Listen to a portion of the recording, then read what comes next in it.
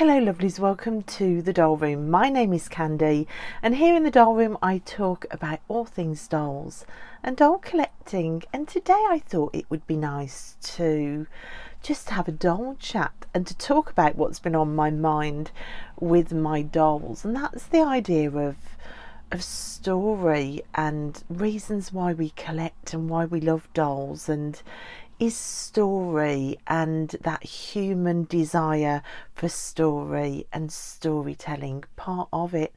I think it is. Let me show you the doll just behind me here on the shelf that got me thinking about different aspects of storytelling and collecting and how it can impact and lift up our collecting to some grand adventure. So here on my scene shelf you can see the central scene is one that, if you've watched some of my videos before, you may be familiar with her. This is a mycene that I've called the Soul Collector because she was sent to me by mistake, broken and filthy. The people who'd sent it to me told me to throw away. They didn't want her. They refunded my money. And for a while she sat on my shelf and I didn't want it either. I was mad about the mycene that I'd missed because of their mistake, the mycene that I'd wanted, that I'd paid for.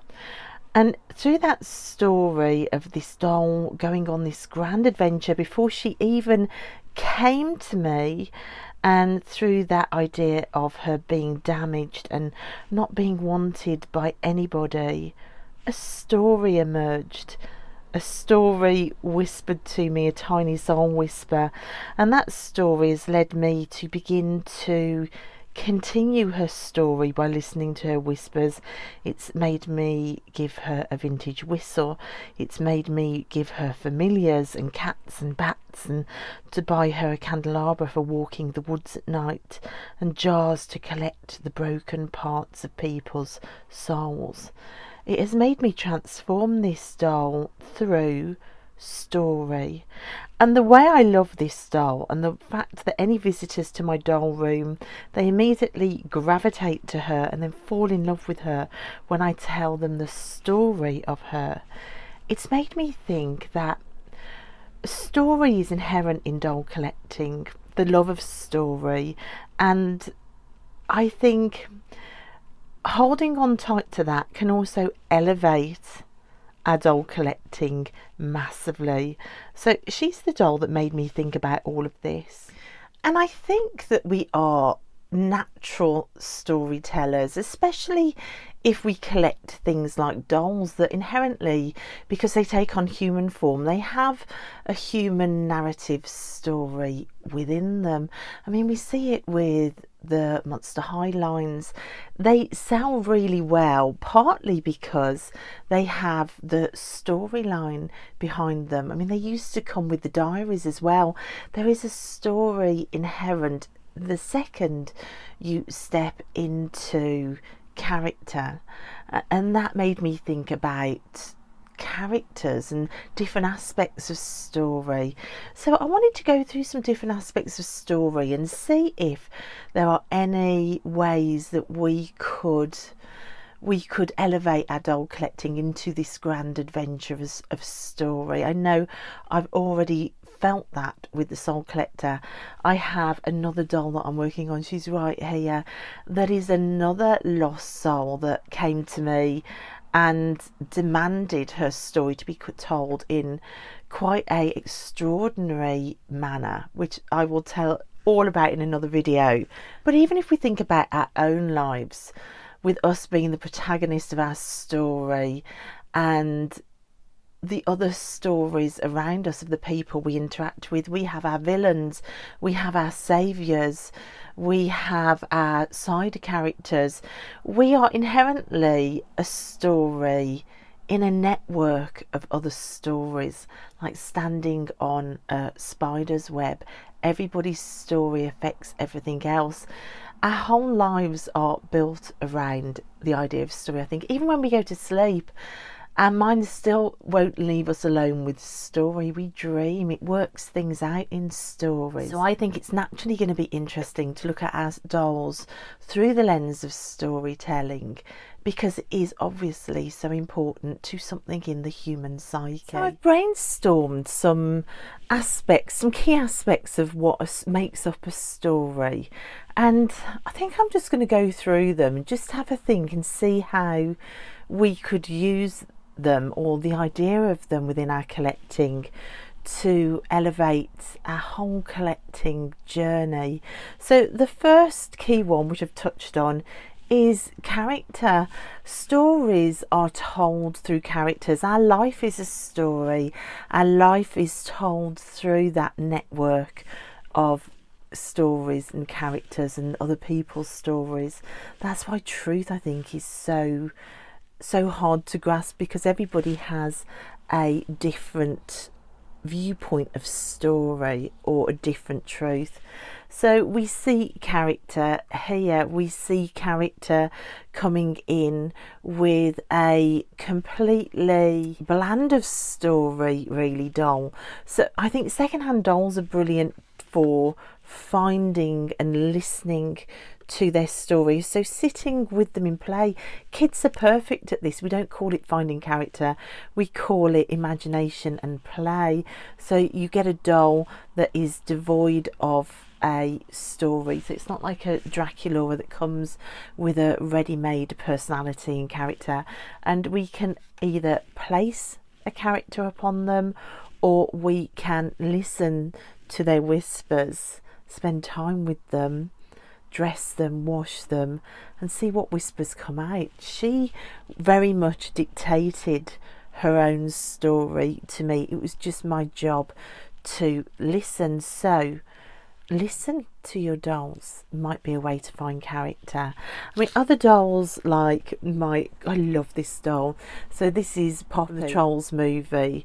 She came with a ready-made story, which I didn't want to change, and her character is about bravery. It's about getting back up again. Her song states, get back up again. No matter what, you get back up again. I think this is why I love this character so much. I've had a fair share of quite extraordinary challenges in my life that have forced me to the ground, and I've become an expert in getting back up again and never losing the part of me that makes me still love life. I think the colours of her speak of that as well. I just love Poppy's character. So the character of a doll with a ready form story could be utilised when you collect them. They could become a symbol for that. So using them as a comfort doll because of their story, tapping into the synchronicities of the character to your own character, or finding a doll's story that is very far removed from your character, but you want to start embodying that more. I did it with one of my favourite fashionistas, who is a curvy girl like myself, but she's got love all over her dress. It's like literally clothing herself in love. I've used this doll to help me shed the mantle of shame, because her character had within it something that I felt that I was lacking. So you can use dolls for that. You could also buy dolls that symbolise other people's stories in your life. I actually bought 3 vintage dolls in a set. The other one is on my desk. I might take you into my bedroom in a minute and show you my desk with my dolls. These were the other 2 dolls in the set. So there were 2 girls and a boy, and I bought the set because of the characters they could symbolise for me, and I have done an awful lot of healing work with these 3 dolls because I've made them represent certain characters in my spider's web of life of characters' stories. It's allowed me to have unfinished conversations and to finish those conversations, not to leave them unfinished. It's allowed me to seek out answers that I was never given. It's allowed me to move on, basically. So that's another fantastic way that utilising characters with our doll collection can do. It's just, there's lots of different ways. I'm looking at this doll now. This doll is a real budget line, cheap little Barbie. This was bought for me by my 3 kids for Mother's Day, and she's so simple, and every time I've looked at her I thought, wow, you're one of the most simplest Barbies. But she then began to represent to me, because of her simple character and the fact she's really budget line, the fact that there is magic in simple things. Like the most simple things, the everyday magic often holds the most magic. This was a doll picked out by my 3 children, begging my ex hard enough to make him relent to buy me a gift. And the simple magic there, the love of my kids is wrapped up in this, and they're demanding that I'm worth something. So I've started to find things to add to her, to show her as well that, hey, you're worth something. I am throwing gratitude at the everyday because of her character. You can see I added the belt from one of my mermaids dolls. So her very character, for being really simple but being given with so much love, has just elevated owning this doll from just a mere doll on a shelf to something that every time I handle her or find things for her, it's like it's almost like doing it for yourself. And it's just a really beautiful way to elevate your doll collection with that idea of character. And with character development in story, all the characters need conflict points. That's how stories are formed. You have a character, they have a problem, the whole story is about how they resolve the problem or grow from it or go under with a problem. And I think as well we can see that in the characters of our dolls. Like this doll's problem was nobody wanted her. Nobody wanted her. She was feeling completely betrayed and rejected. She'd become broken from misuse, and because she was broken, she had the double whammy insult of then everybody saying just throw her away. That was her problem. How to solve the problem. She whispered very strongly to me about that, and about the fact that people do become broken. They lose parts of themselves, bits of their soul gets chopped off, and they become lessened from it. And she had a new purpose in life, to wander the world and our psyches and find those lost parts of people's souls in order to return them. I found a bat brooch in a charity shop, which became her nighttime sonar walking, so she could walk at night to find the lost souls. So that's how her problem became resolved. So looking at all these dolls I've just spoken of, if you think about it, they all had problems. Poppy had to go and save all the trolls, and her fortitude in getting back up again and her positivity is what overcame the problem. She had the problem of just looking and feeling really simple. She overcame it by teaching me about magic in the everyday, and then beginning to celebrate it by adding things to her. My self-love doll, the problem here is I didn't love myself. She helped me overcome that problem. Thinking about conflict points for the characters of your dolls and finding ways to overcome them. Not only are you solving the doll's problems and developing the doll's story, inherently you then begin to solve your own problems and heal your own story too. So the next thing to think about is the setting of a story, so where the story takes place, and this can set the whole mood and tone of a story. Think of the Lord of the Rings with the mountains and the deep caverns. It's a big magical landscape in the Lord of the Rings, or Hogwarts for Harry Potter. It's that old ancient school of magic with the Forbidden Forest right on the outskirts. It can set the tone for making a story not basic anymore, and just to elevate it into something that never leaves us because it was so magical. There is a reason why authors spend so long on world building. And I have, oh my gosh, I wasn't going to show this yet because she still needs to be washed, but I found in a charity shop a while ago this beautiful doll. And I recently had a problem on my other channel with being bullied by some other content creators, and I really needed the idea of kind of banishing those words from my mind. The words had got into my mind and were keeping me stuck. But rather than just doing a rant response video, I thought, how can I sort of let those words die and be no more? And I suddenly thought of this doll, who feels very much like sort of a spirit doll, a ghost. She almost feels like a ghost. I mean, she still needs washing, but I couldn't get past this idea of, or an image in my head of her in a graveyard, walking a graveyard almost like a ghost, allowing things to die. From the very first time I spotted her on the charity shop shelf, I just had this scene of her in a graveyard and collecting grave dirt, doing magic with grave dirt to allow things to die.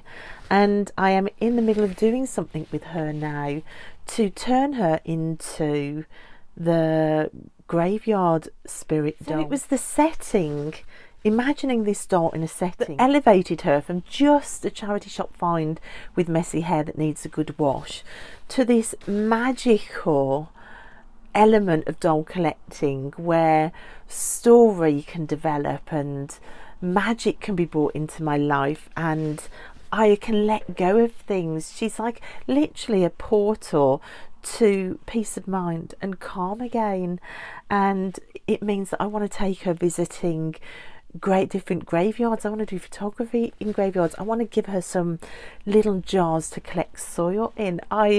It's just elevated it from just a simple doll on my shelf, just purely thinking about setting. Again, a bit like the Soul Collector, these two kind of have a similar vibe for me. I dreamt about her in a setting. I dreamt of her walking through a woods in the pitch black of night with candles to light the way, holding jars and collecting little lights from the trees, which were people's souls. Her story came to me via setting in a dream, and because of that I am going to make a diorama for her with that setting included. We see kids make settings with dolls' houses. My doll's house downstairs, I am currently building dragon trainer rooftops for some of my Bradley dolls, and there is different magical areas. There is a haunted bride that lives on the balcony.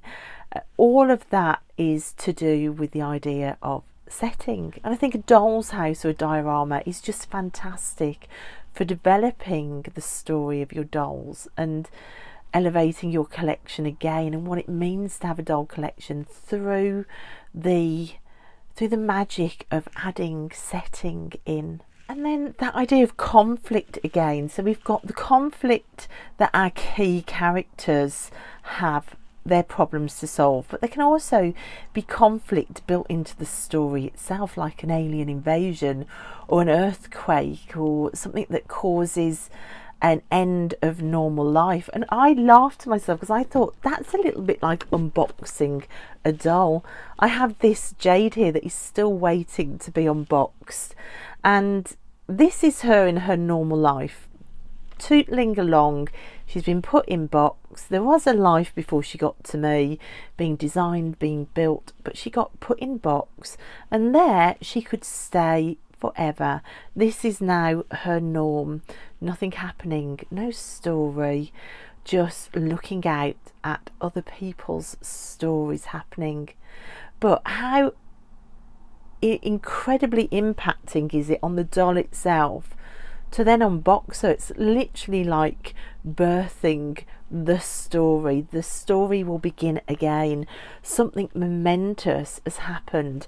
There is a conflict. She is ripped out of a safe space into a story. So I think even viewing our unboxings as creating conflict in the story, and now there is you have heralded the start of an ongoing story with a doll that is going to speak to you of character and present you with things to solve. I think viewing the unboxing as the conflict point, and now where does she go? Because she has no home.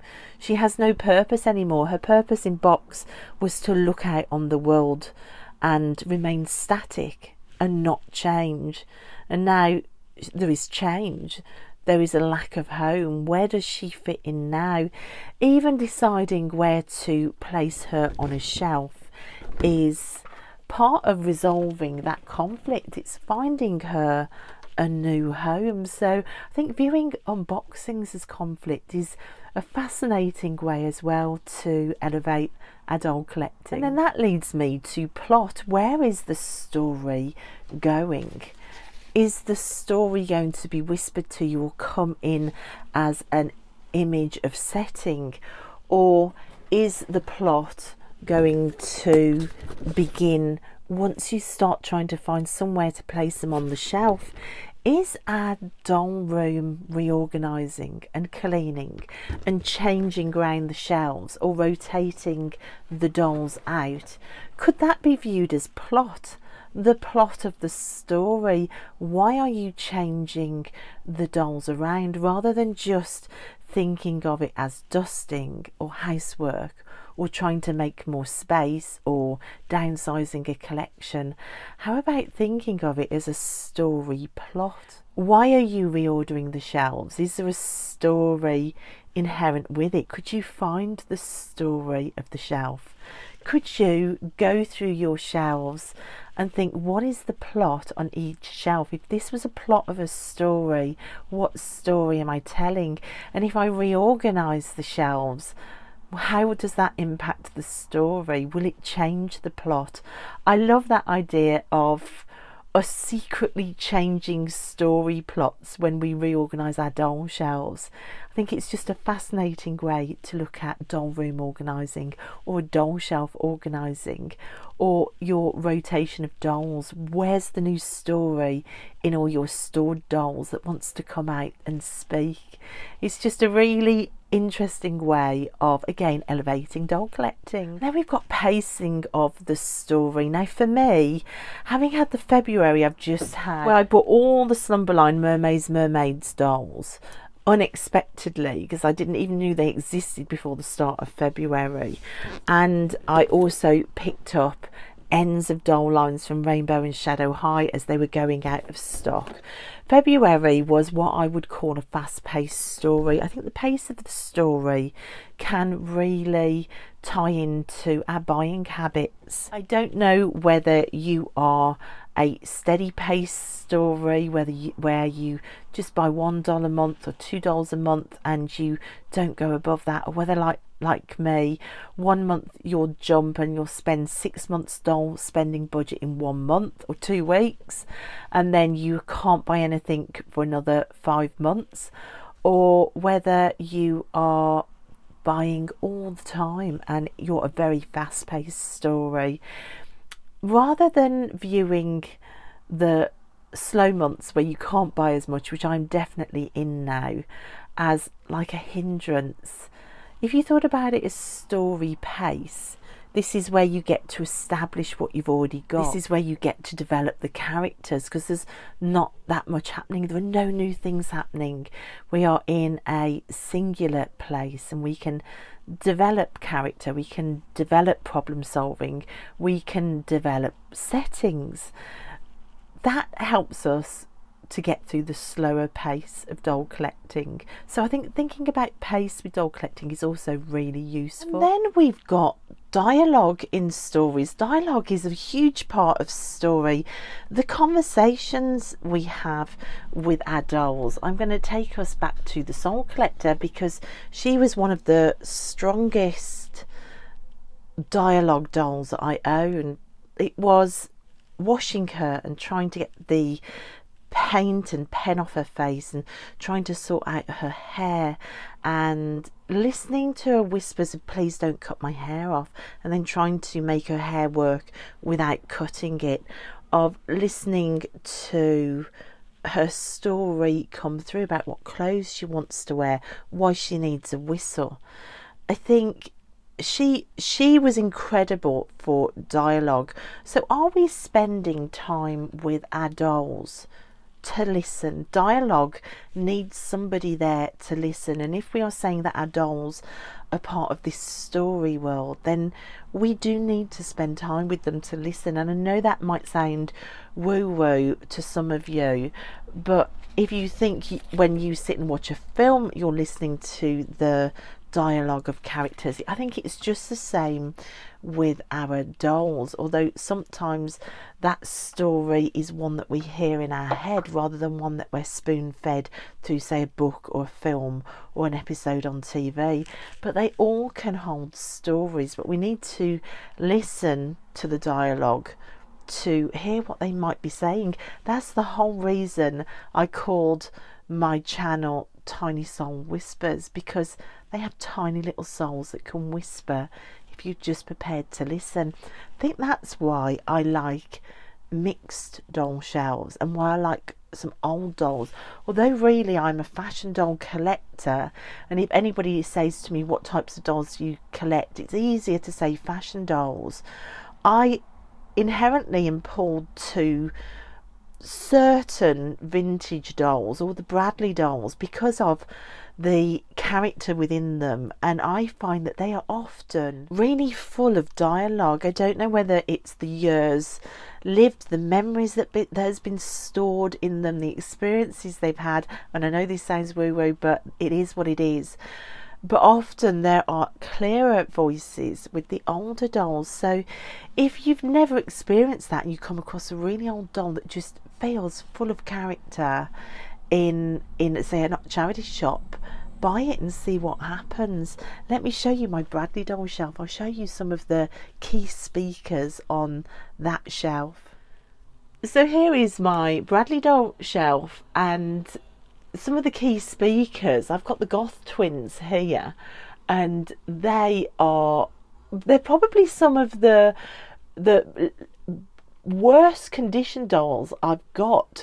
Like, her face has been rubbed off almost, but they have amazing voices that are loud, and you can see I've given them 2 matching Avon bottles. So this story is beginning to not only have mixed dolls on the shelf, but mixed items because of the dialogue that I'm hearing. I mean, this girl on the end with her kicky up foot, which she's got under her skirt, she often speaks to me of finding the joy. The big tall yellow one at the back as well is quite a loud speaker as well. And honestly, they are just so fantastic for hearing dialogue with, and whether that leads you to creative prompts like painting or writing down their story or making journals for them and recording their own voices, or setting up photographs that match what they're telling you. It can really lead you into creativity, or assigning them jobs to do in your spiritual or mental or physical or healing health. It's just such a wonderful way to work with dolls, to listen to them. I mean, I amplify their dialogue by using tarot cards. I have a doll room tarot deck in here. If you can't read tarot but you like that idea, then you could do the same with an oracle deck. You could listen to the dialogue they're saying and then use something like an oracle to pull a message to go alongside a whisper dialogue. It's fantastic, fantastic way to elevate what your dolls can do beyond just standing on a shelf. Then you can have the theme or moral of a story, the overarching reason for the story itself. And I think we can look at genres for that. Like, what genre is your doll room or your doll collection? Do you pair your dolls together and turn them into a love story, a story about love? Is your relationship to the dolls one of love, and by applying love on the dolls, you're applying love onto yourself? Is that the moral behind your doll collecting? Does the moral or theme of your doll collecting change with the dolls themselves? Do you use your dolls with the overarching theme of healing? I think that's a common one we sometimes hear talked of in the doll community world, like that inner child healing, like going back to something that we loved as a child. A lot of my doll collecting is around the power of claiming parts of myself back again and stepping into power. So there will be changing themes and morals around your doll collecting. The overarching theme of your dolls might be creativity. Perhaps you collect dolls so that you can photograph them, make clothes for them, build settings for them. But again, you're building story. That's what you're doing. You're building the story of the doll, but the overarching theme might be ways to bring creativity in. But it's a really useful tool to focus why you're doll collecting. And then we've got the POV of the story, the point of view, who's speaking in the story. And I think that comes back to that listening. Are you a person like me that will hold a doll and will try and listen to their point of view, their story, what they're saying? Are they a silent doll that's got no story, and then you become the narrator? You become the narrator for them. You assign them a job, you assign them a character and a name. Or are they more vocal? Do they have a voice in the story of your doll collecting? Are they whispering their own point of view of the story? Like, this one wants to go and spend time in a cemetery. She wants her hands in the soil. She wants to protect and let things die. That all came from her, and of course part of that is it's coming from my imagination as well. But I think that's where the point of views crisscross. There would be no my imagination whispering that without her in the mix as well. It's a two-way conversation. This story here has two point of views. It has two people speaking. I am not just the narrator of the story. How many voices are you allowing in your doll collecting? Have you seen them as just dolls on the shelves with nothing to say, and you are the curator, the narrator, the only person holding the pen, the only person with a voice? Or is there a possibility for more points of view in the story?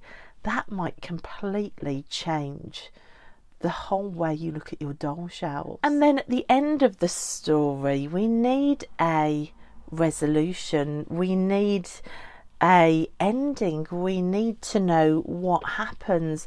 What happens when these dolls start to whisper you stories? Can you leave all these stories hanging in the air unfinished?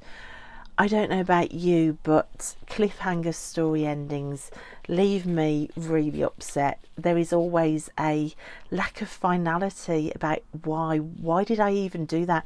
Why am I even buying these dolls? I think once we see the story, the resolution begins to evolve of what we would like the ending to be. Do I want to remain on the ground when life knocks me down? Or do I want to embody the spirit of my Poppy doll and to get back up again, but not just to get back up, but to paint myself rainbow colours and to thrive? The conclusion of this story: find ways to thrive and not just survive. The resolution of this story is trips to graveyards, a wild adventure, me and her collecting graveyard soil and using that to sprinkle on the words of others that have caused harm, to release my own voice, to let her dictate words to say and to burn them and let the hatred dissolve into the ether, and then to live calmly and free.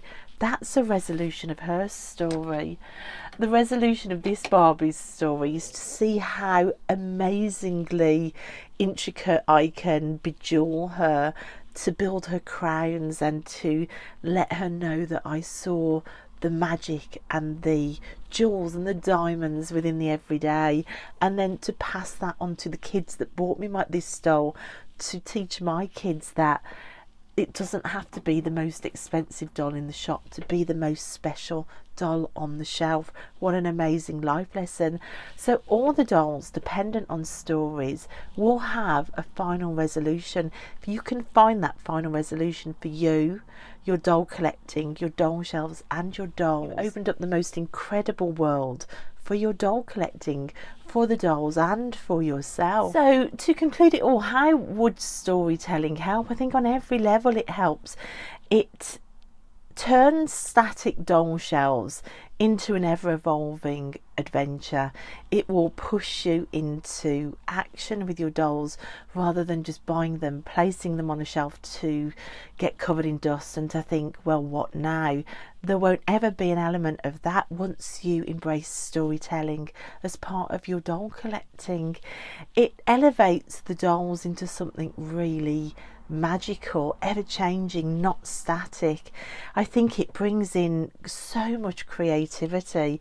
Just going through those aspects of story, like millions of ideas start to evolve about creative ways to interact and to be and to experience the dolls.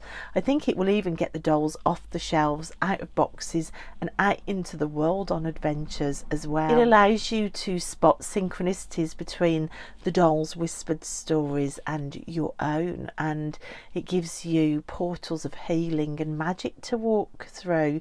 I think realizing that the dolls can become aspects of us and it will help us understand ourselves. I think on a mental health level, physical health level and a spiritual health level, dolls are a way of connecting all the dots and creating the most wonderful world to develop ourselves in. Plus it allows you to live with the ideas and the creativity and the joy and the stories that only our dolls can give us. I think once we allow our dolls to speak to us through story and for us to experience our dolls through story, there is a bond there that is so special. I know if you're a doll collector, you will have experienced that bond too. And on every level, I think it can elevate doll collecting. So guys, that was my doll chat for this week. I hope you found that interesting. If you have any ideas on this or any ways that you have used any of those story elements within your own doll collecting, it might be something that you've not thought of before, but listening to me speak, you've thought, oh, I've done that with this doll or that doll. I would love you to do a VR response in any way. I'd be so fascinated. If you want to share your thoughts in any way on this topic, I'll put the hashtag in the description box. I'll put the list of story elements that I used as well in the description box if you want to talk on one of them or all of them, or just generally chat about your dolls that have embodied story for you, or stories in bought dolls that are your favourites. Any way you want to respond to this tag, I'd be so interested in hearing it. So thanks everybody so much for listening, and I'll see you next time in the doll room. Bye.